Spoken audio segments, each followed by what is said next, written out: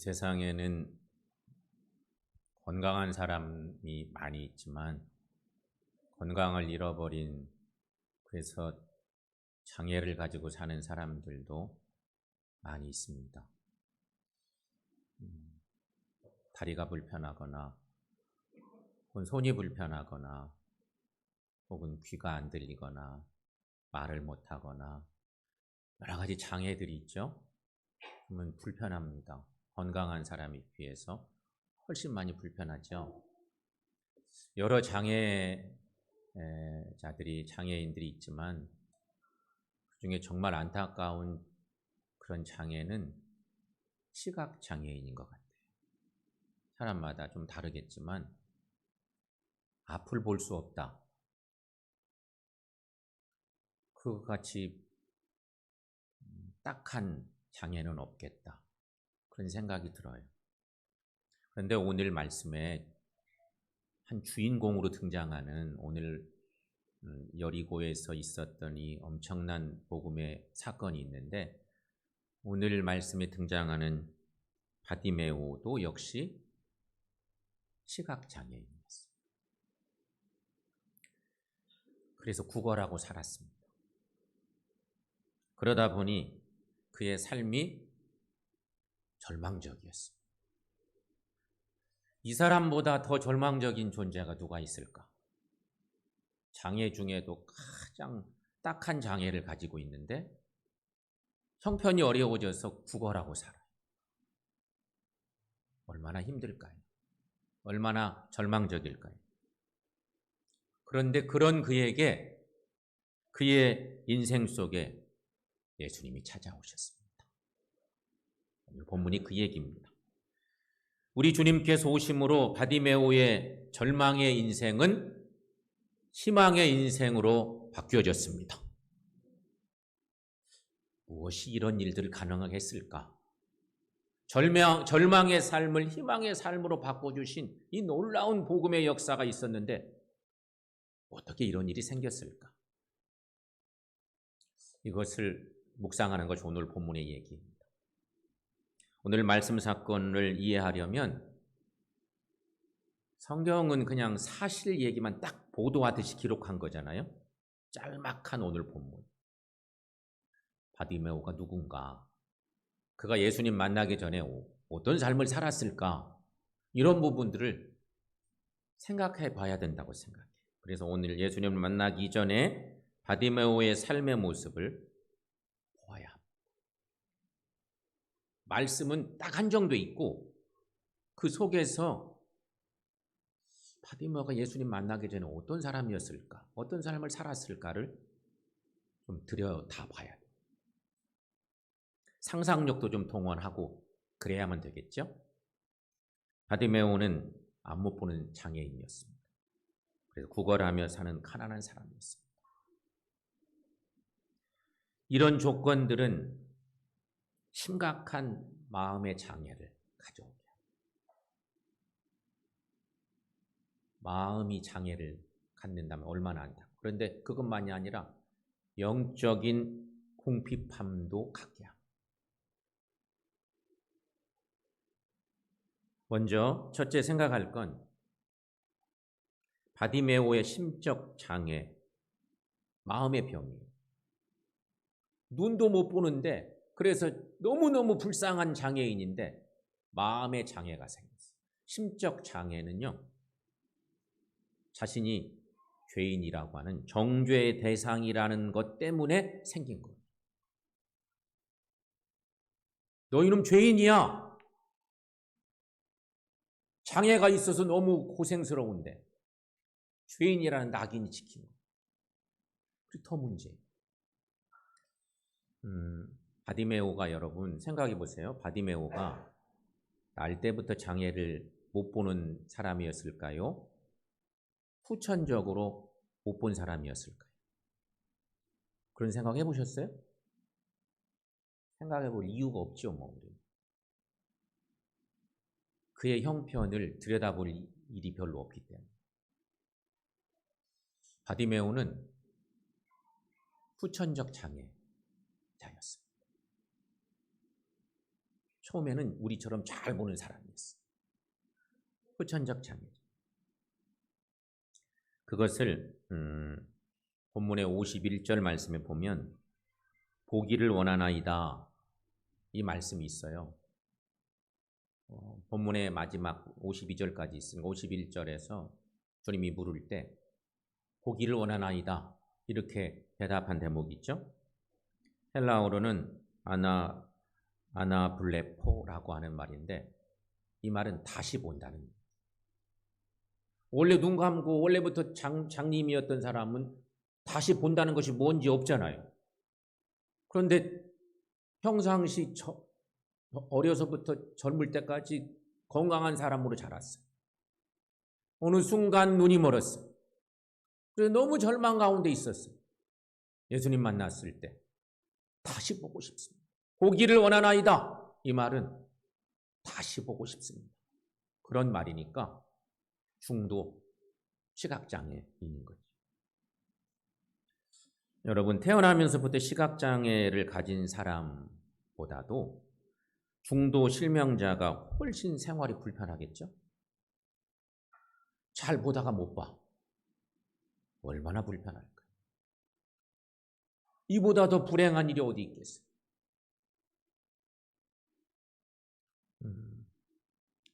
바디메오가 중도 실명자로 겪는 심적 장애.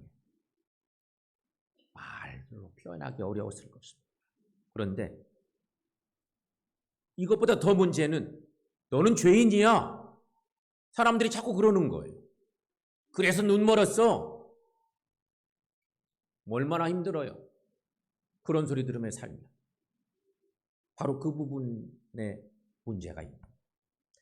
요한복음 9장 말씀에 보면 예수님이 제자들과 함께 가는데 어떤 사람이 날 때부터 보지 못하는 사람이 하나 있었어요. 날 때부터 보지 못하는 사람. 그러니까 제자들이 예수님께 물어요. 저 사람은 저 사람 죄 때문에 못 보는 것입니까? 저 사람 부모님의 죄 때문에 못 보는 것입니까? 날 때부터 눈을 못 떴기 때문에. 그것이 당시 시대적 상황을 대변하는 거예요. 만약에 태어나서 소경이면 뭔가 죄가 있기 때문에 못 본다는 사고가 그때는 만연돼 있었기 때문에. 네, 그 사건 속에 요한복음 9장 사건 속에 보면 예수님이 그 사람을 실로암 못에 보내세요. 그래서 실로암 못에서 씻고 오게 하셔서 눈을 뜨게 하는 이 놀라운 사건이에요. 실로암, 보낸다는 뜻이에요. 그래서 주님이 그 사람을 다시 보게 하는 그런 얘기가 나오죠. 반면에 여러분, 오늘 중도 실명자인 이 바디메오. 근데 예수님 당시에는 중도 실명자는 실명의 이유가 100% 본인에게 있다고 본 거예요. 그러니까 요즘도 만약 교통사고 났다 그러면 그 사람 죄 때문에 교통사고 났구나. 이런 사고를 가지는 때니까. 실명의 이유가 100% 자신의 죄 때문이라는 것. 그것이 당시 사람들의 생각이었어요. 따라서 바디메오는 중도 실명자로서 겪는 고통도 컸지만 그 고통은 별거 아니고 죄인으로 낙인 찍히는 것이 더 힘든 거예요. 너 이놈 네 죄 때문에 못 보는 거야 중간에. 그러니 눈 멀었어. 막 손가락질하고 막 비난하고. 그러니 얼마나 마음의 병이 크겠어요.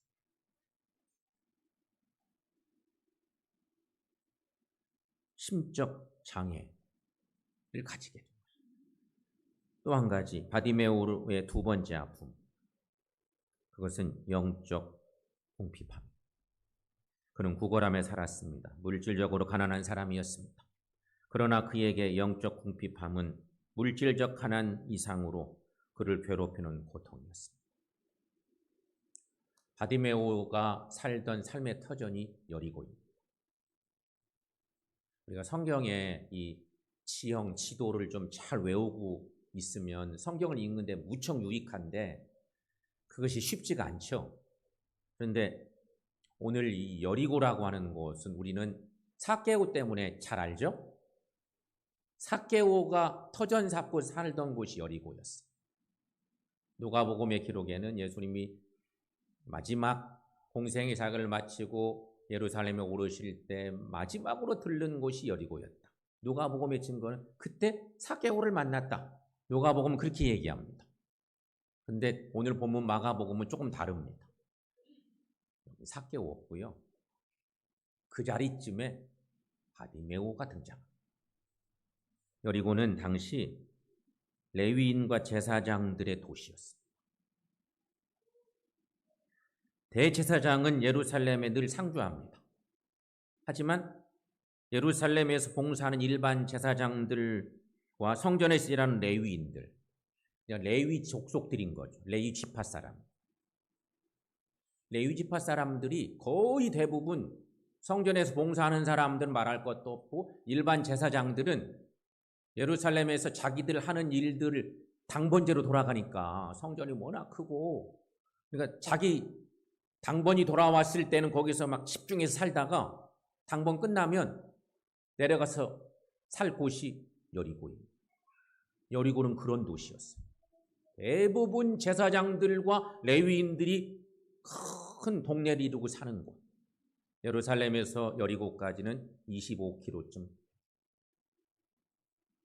상당히 멀다면 멀고 가깝다면 가까운데 그런 곳이. 그런데 여러분, 바디메오의 아버지의 이름이 디메오래요. 오늘 성경 본문 46절에 그런 말씀이 나오죠.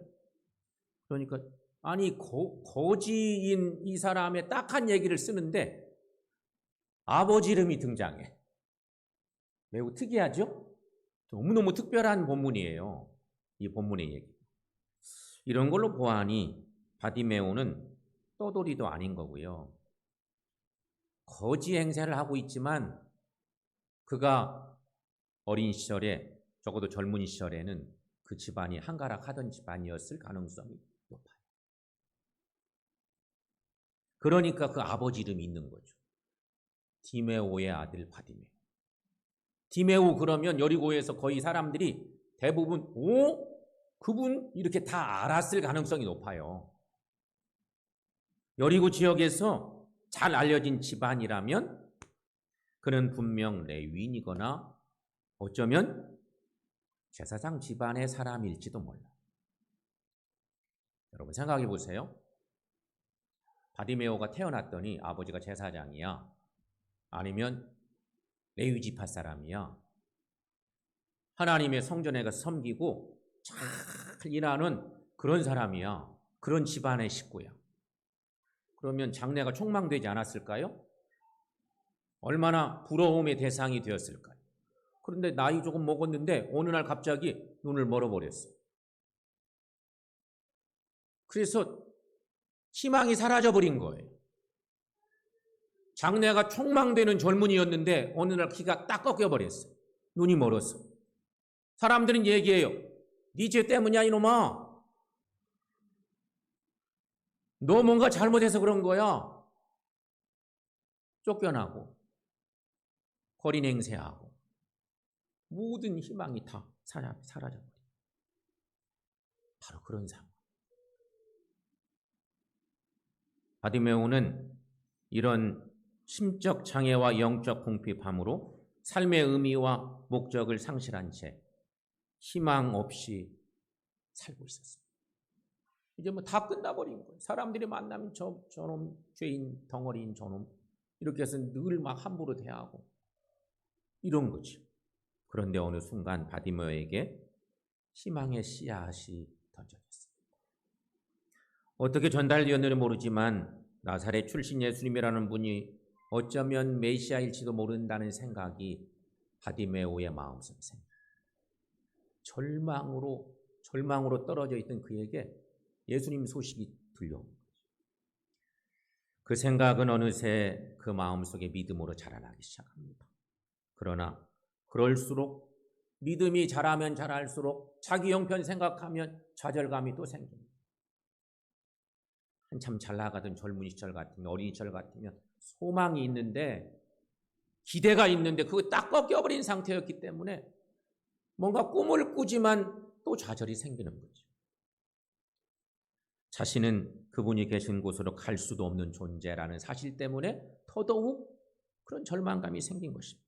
그런데 그러다가 어느 날 그의 귀에 예수님이 여리고 동네에 오신다는 소식이 들려온 것입니다.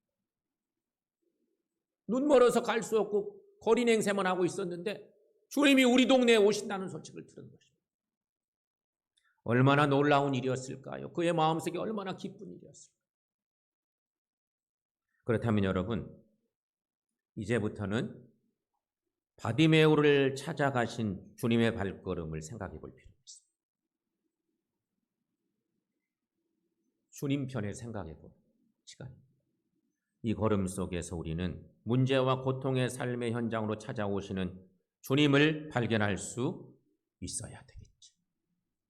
주님은 지나가시다가 우연히 바디메오를 만나신 것이 아니라는 것입니다.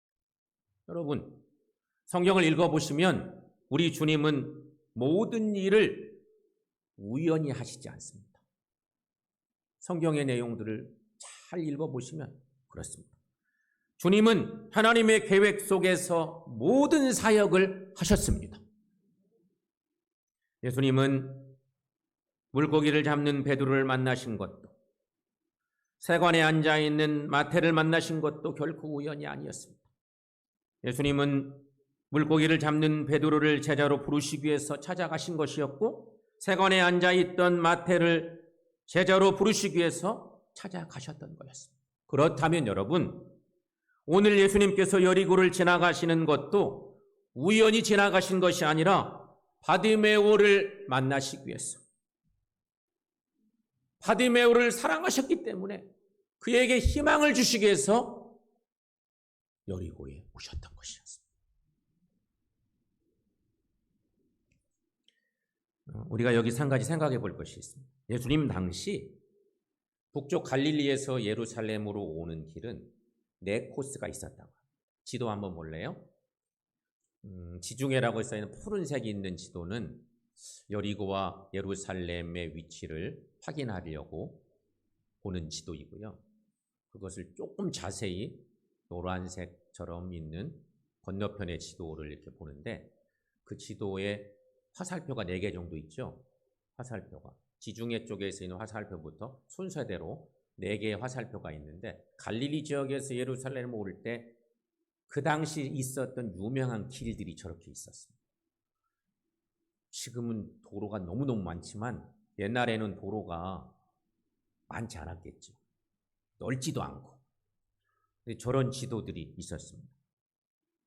예수님이 갈릴리를 떠나서 예루살렘으로 가시기 위해서 그 길을 떠나셨는데 여리고를 들렸다 가시는 그 길을 택하신 거예요.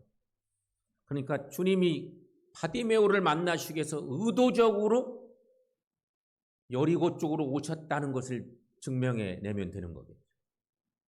첫 번째 길은 지중해 해안길. 가장 많은 사람들이 지나던 길이 지중해 해안길이에요.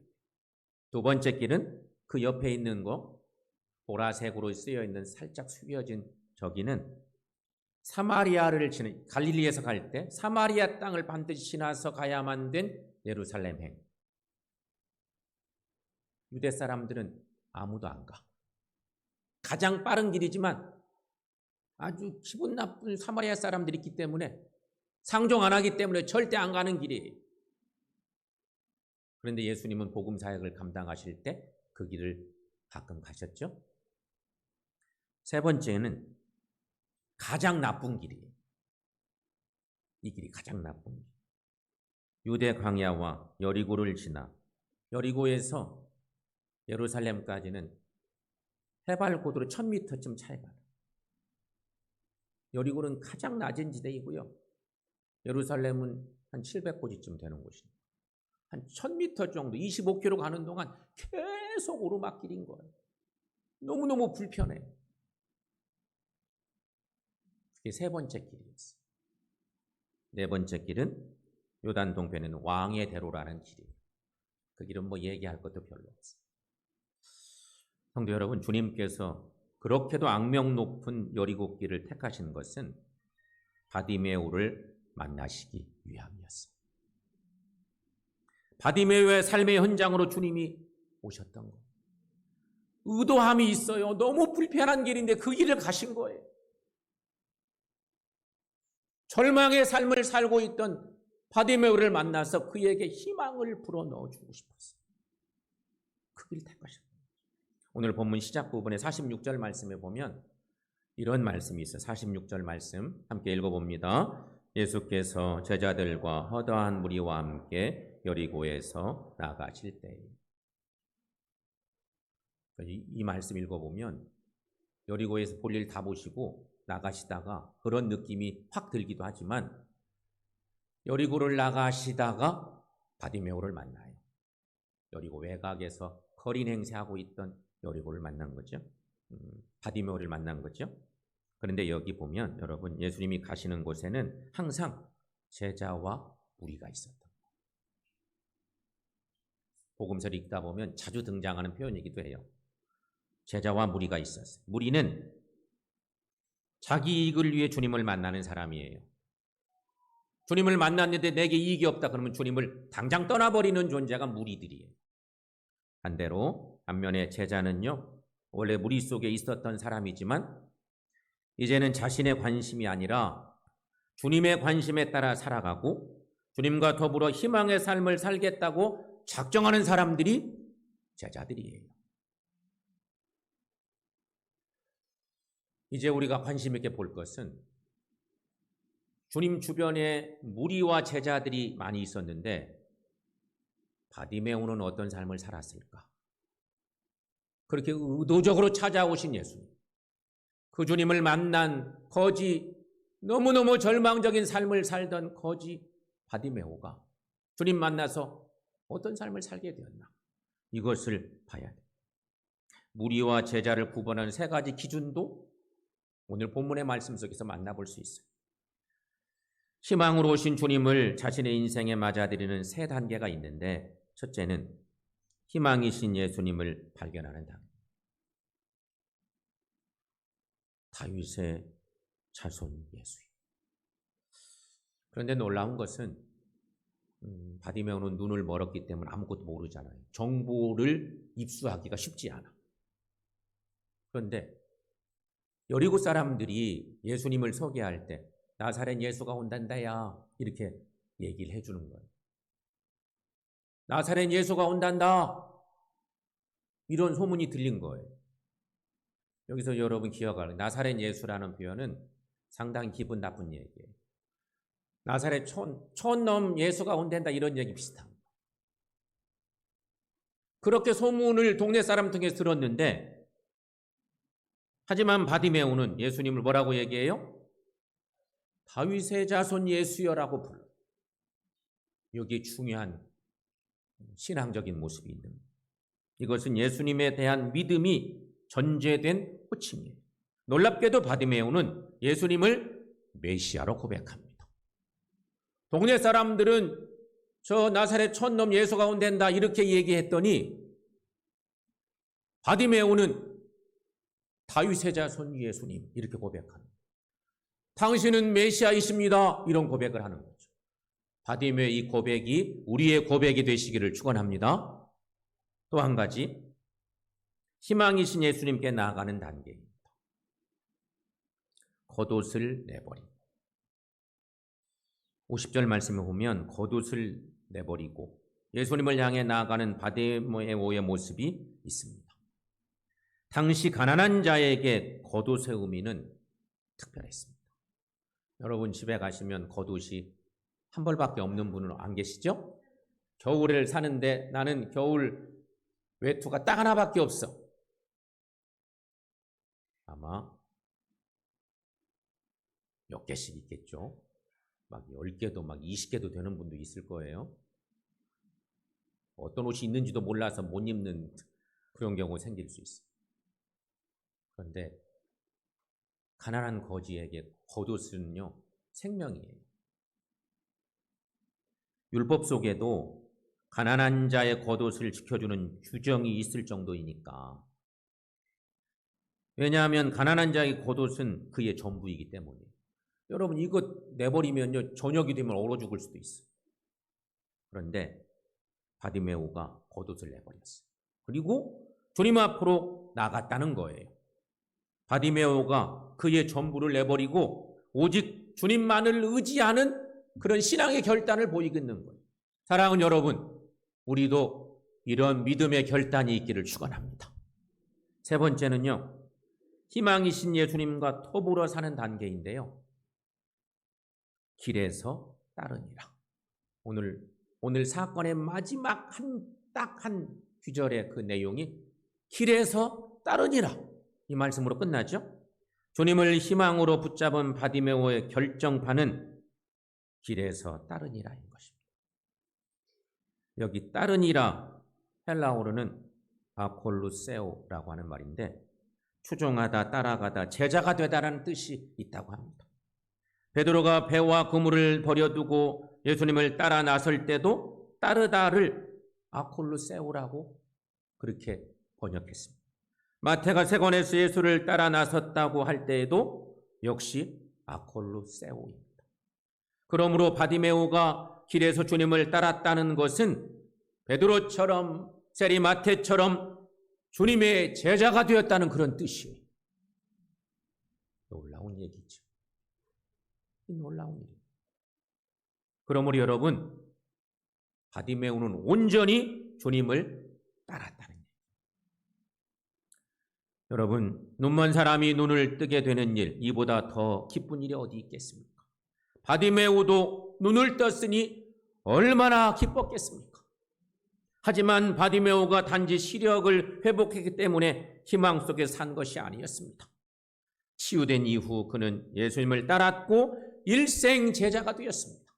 특별히 예수님을 만난 것, 그리고 그 예수님을 따르게 된 것이 희망의 삶을 살게 한 비결이었다는 것입니다. 사랑하는 여러분, 우리에게도 이런 은혜가 있기를 축원합니다. 그렇다면 이 시간 우리들도 희망의 삶을 살게 하는 비결을 찾아봐야겠습니다. 우리에게는 우리를 먼저 사랑하시고 희생하신 우리 주님이 계십니다. 죽을 수밖에 없는 우리를 위해 대신 죽으시고 사랑하신 우리 주님이 계십니다.